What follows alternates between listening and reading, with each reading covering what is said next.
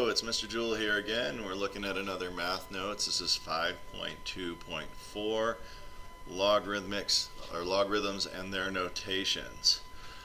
So we've been talking about logs for a little while here. So this is another little quick review of the way these math notes usually work. And all right, we know that a logarithm is called a log for short. It's also what it looks like on your calculator if you see a log button. It represents the power to which a fixed number, or base, must be raised to produce a given number. An expression in logarithmic form, such as log base 2 of 32, is read as log base 2 of 32. So that the 2 is the base of our log, all right? To evaluate log expressions, think of the exponent. To evaluate log base 2 of 32, ask yourself, what exponent is needed for the base of 2 to become 32?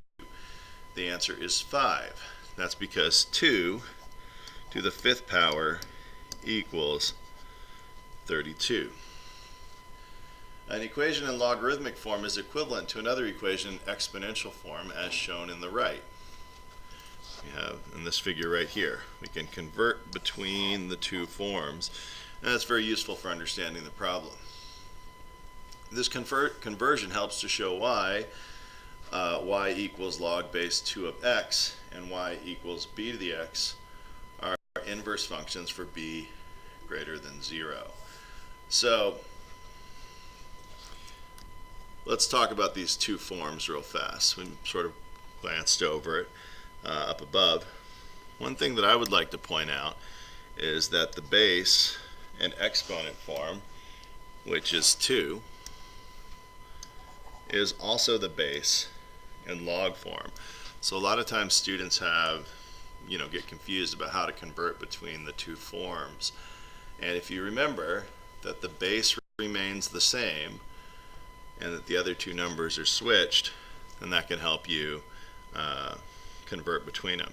So here we have base b in log form and base b in exponent form, and the y and the x gets switched. So in log form the x is with the b, and in the exponent form the y is with the b.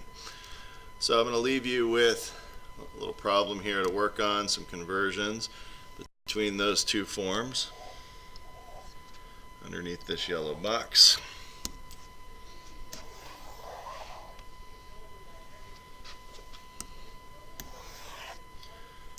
So 4 problems here. The red ones I want you to write each expression in log form, and the blue ones write each equation in exponent form. Alright guys, pause the video, get that done, have it ready for next class. Thank you.